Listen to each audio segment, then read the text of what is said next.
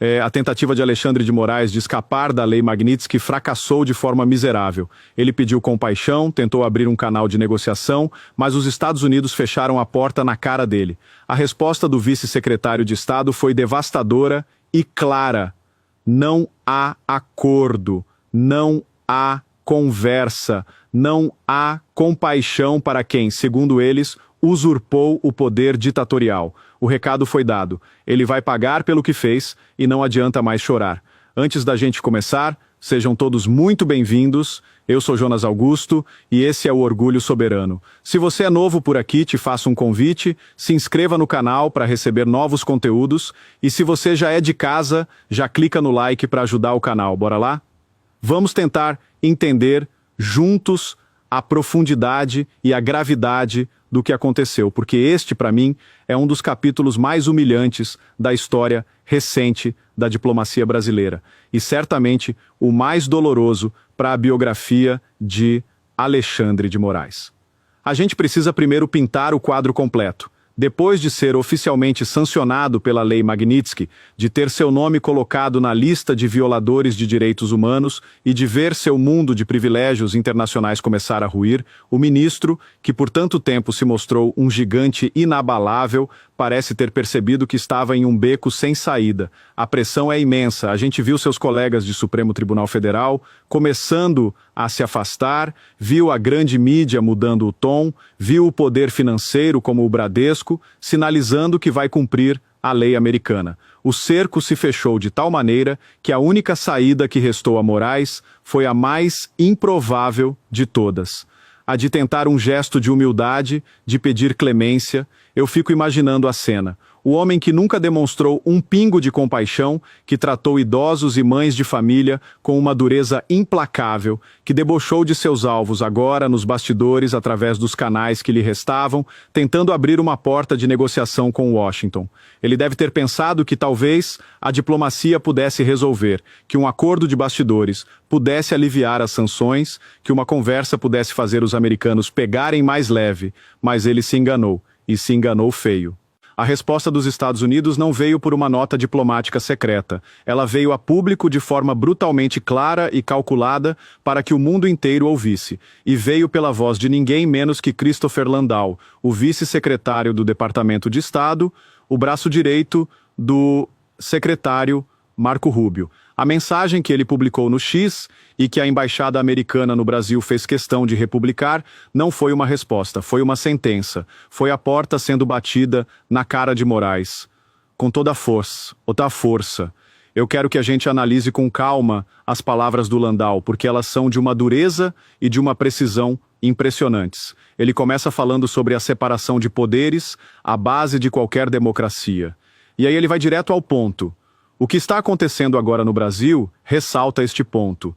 Um único ministro do STF usurpou o poder ditatorial ao ameaçar líderes de outros poderes ou suas famílias com detenção, prisão ou outras penalidades. Parem e pensem nisso. O número 2 da diplomacia americana não está dizendo que o Moraes exagerou, que ele cometeu excessos. Ele está usando a palavra ditatorial. Ele está dizendo que um ministro do nosso Supremo se tornou um ditador. E ele vai além. Ele fala em ameaçar líderes ou suas famílias. É uma acusação de uma gravidade sem precedentes.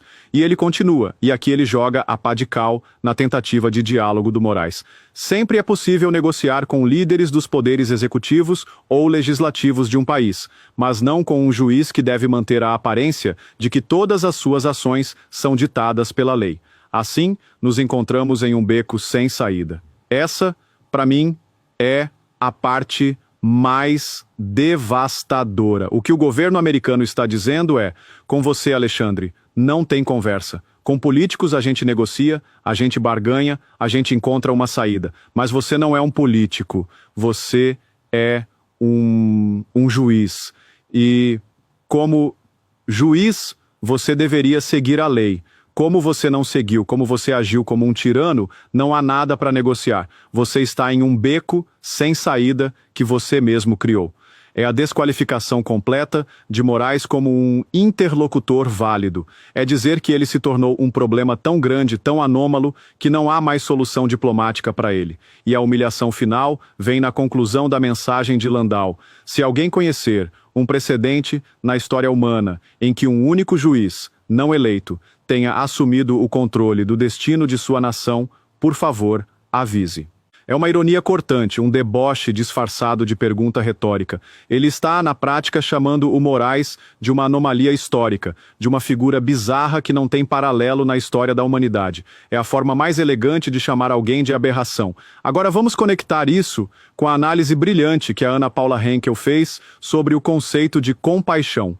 Ela lembra que o ministro Moraes, durante todos esses anos, nunca demonstrou compaixão por ninguém. Pelo contrário, a sua atuação foi marcada pela crueldade, né, pelo sadismo, por uma dureza que muitas vezes parecia ter prazer na humilhação de seus alvos. A gente viu isso na forma como os presos do 8 de janeiro foram tratados, na falta de individualização das condutas, nas penas desproporcionais. A gente viu isso na perseguição implacável a jornalistas e parlamentares. E agora, de repente, esse mesmo homem pede compaixão. É a ironia suprema. É o algoz, quando se vê na posição de vítima, pedindo a piedade que ele nunca deu a ninguém. E a resposta dos Estados Unidos, como a Ana Paula bem concluiu, foi um espelho da própria atitude do ministro. Compaixão e Alexandre de Moraes não cabem na mesma frase. A Ana Paula ainda vai além e faz uma comparação histórica pesadíssima, mas que para mim faz todo o sentido. Ela lembra do Tribunal de Nuremberg, onde os oficiais nazistas foram julgados após a Segunda Guerra. E qual era a principal desculpa deles? Eu estava apenas seguindo ordens. E o que o Tribunal de Nuremberg ensinou ao mundo? Que essa desculpa não cola, que a responsabilidade por atos desumanos é individual. O que a Ana Paula está dizendo é que o ministro Moraes, ao praticar o que ela e muitos consideram atos de crueldade, não pode agora se esconder atrás da toga ou da desculpa de que estava defendendo a democracia. Ele é o responsável. E responsáveis não merecem compaixão, merecem justiça. O que a gente está vendo é o desmoronamento completo, não apenas da figura de poder, mas da figura moral de Alexandre de Moraes. Ele tentou um último gesto, uma última cartada, a do pedido de clemência, e recebeu em troca a mais dura e humilhante das respostas. Ele foi exposto não como um juiz, não como um guardião da lei, mas como um tirano isolado com quem não se pode nem mais conversar. A porta foi fechada.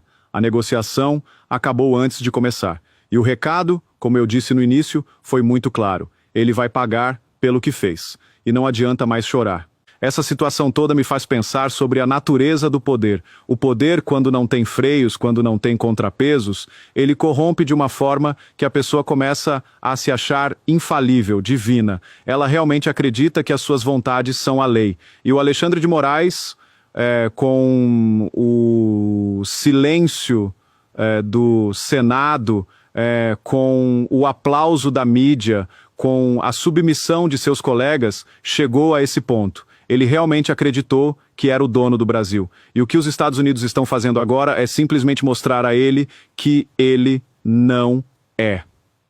É um choque de realidade brutal, mas necessário.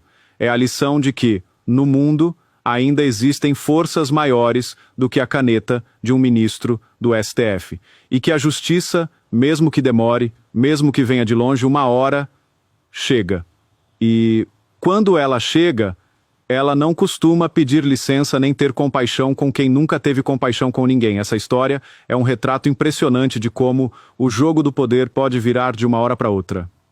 A tentativa fracassada de Moraes de buscar compaixão e a resposta dura que ele recebeu mostram que o cerco realmente se fechou. E agora eu quero saber a sua opinião. Você também acha que essa foi a humilhação final para o ministro? Acredita que, a partir de agora, o isolamento dele só vai aumentar? Deixe seu comentário aqui embaixo, vamos conversar sobre o que isso significa para o futuro do Brasil. Se você gostou desta análise e quer continuar entendendo os bastidores do poder, deixa o seu like e compartilha este vídeo. O Brasil inteiro precisa saber que a era da impunidade está chegando ao fim. E se você ainda não faz parte do